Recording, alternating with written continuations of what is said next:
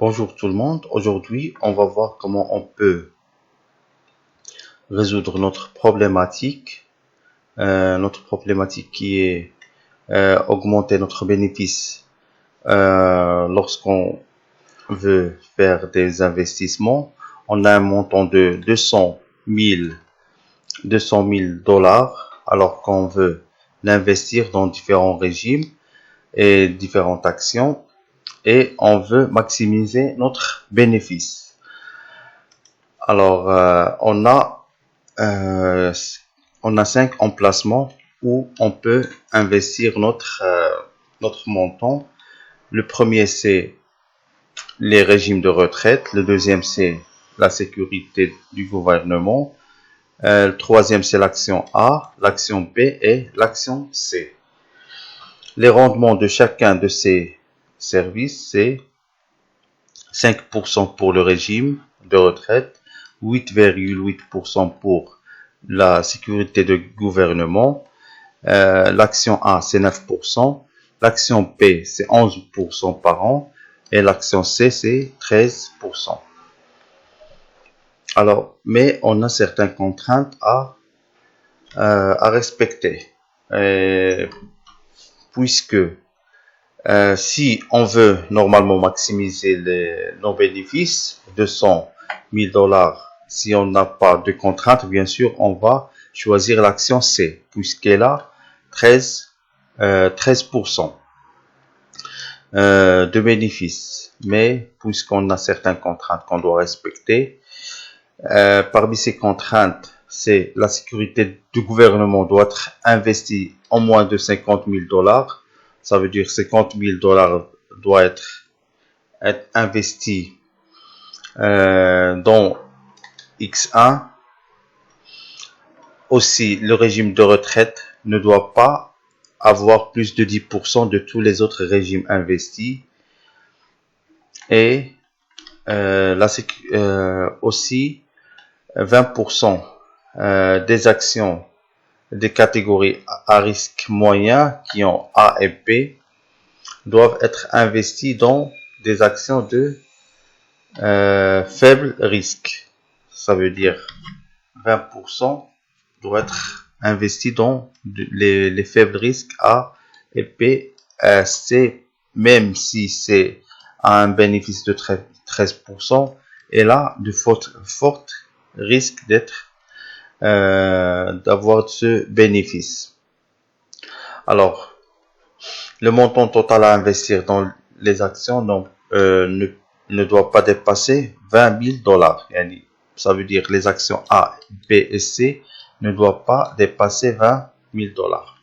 Alors, notre fonction objectif, c'est 5% fois X1, 8,8% X2 qui est la sécurité, 9% pour X3, 11% X4 et 13% pour X5. Le montant total à investir, c'est 200 000 dollars. Ça veut dire la somme de tous les investissements égale à 200 000 dollars. X1 inférieur à 0,1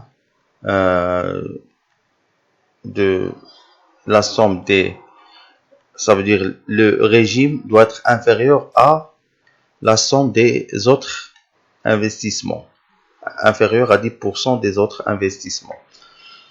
La sécurité du gouvernement doit être supérieure à 50 000, supérieure à égale à 50 000 dollars. La quatrième contrainte, c'est la somme des actions doit être inférieure à 20 000 dollars.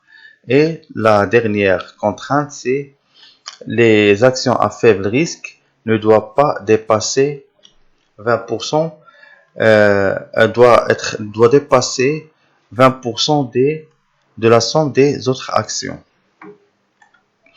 Alors, on a résolu ce problème à l'aide d'Excel Solver la dernière fois. Et on a trouvé que le bénéfice total engendré va être 18 000 dollars, 18 306 dollars.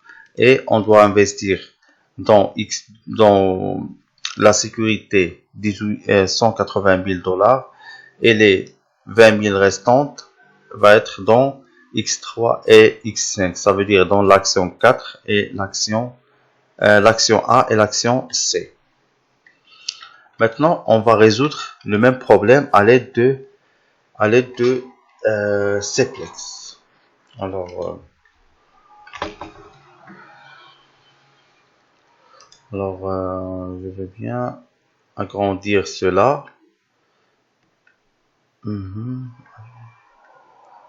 Alors, normalement, je dois l'agrandir.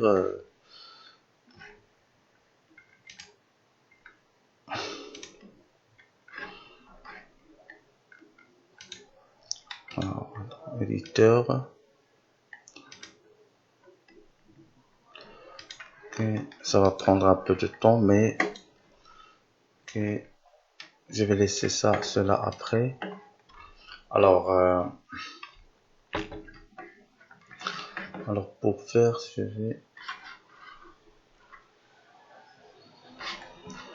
j'espère que vous le voyez bien, notre exemple. La première des choses, c'est qu'on doit déclarer les constantes. Les constantes, c'est les 5% pour... attendez, c'est les 5% pour X, les 5% pour le régime de retraite, les 8,8 pour les sécurités, 9% pour 11 et 13% pour les actions. C'est ce qu'on a fait, 5%, 0,05 pour l'action, 8,8 pour la sécurité, 9%, 11% et 13% pour les actions. Ce sont les premiers constantes à déclarer. La deuxième des choses, c'est déclarer les variables. Les variables de décision. Quelles sont les variables de décision qu'on a? Ce sont le montant et les montants pour chaque investissement.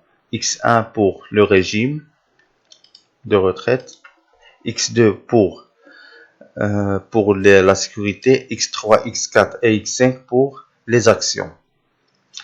Alors, dans cette première partie, ce qu'on a fait, ce sont les déclarations. Dans la deuxième partie, on va créer notre fonction objectif. Notre fonction objectif, c'est de maximiser le profit.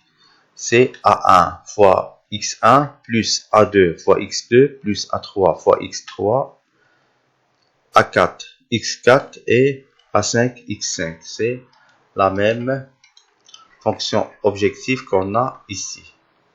5% et 8%, c'est notre fonction objectif. Alors, ensuite, on affiche les contraintes.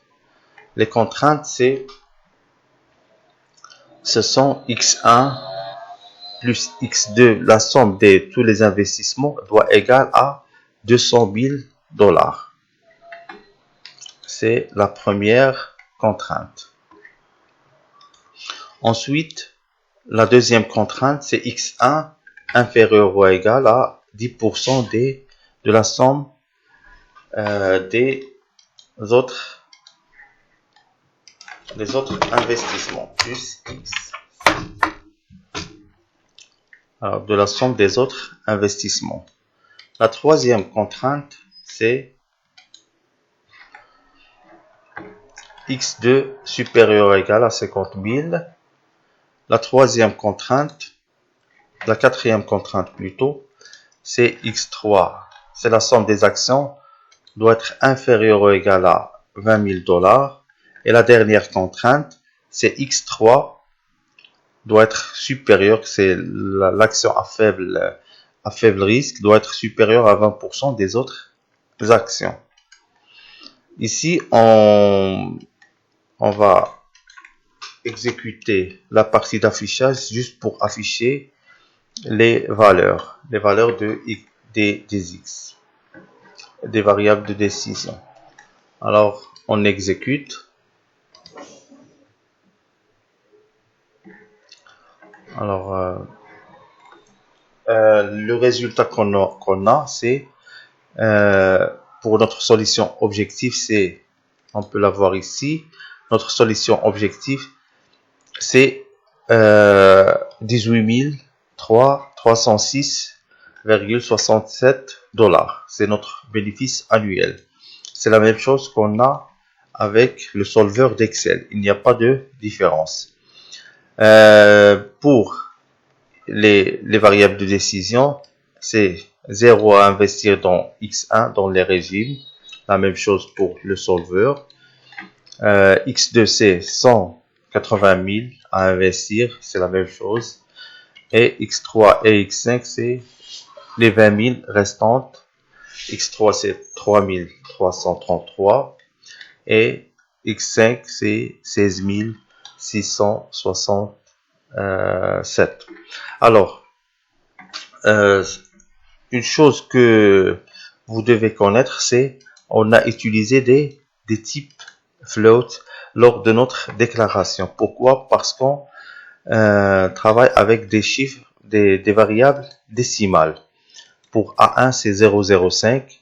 Et pour les variables de décision aussi, on les a déclarées avec var float plus. Float plus, var c'est pour indiquer que c'est une variable de décision.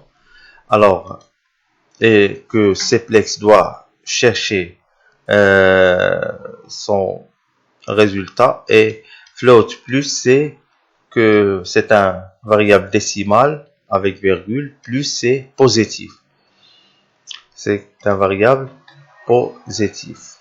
Je vous remercie et à la prochaine vidéo pour voir d'autres exemples pour avec lesquels on va travailler des modèles mathématiques et les résoudre avec le Cplex. Et à bientôt.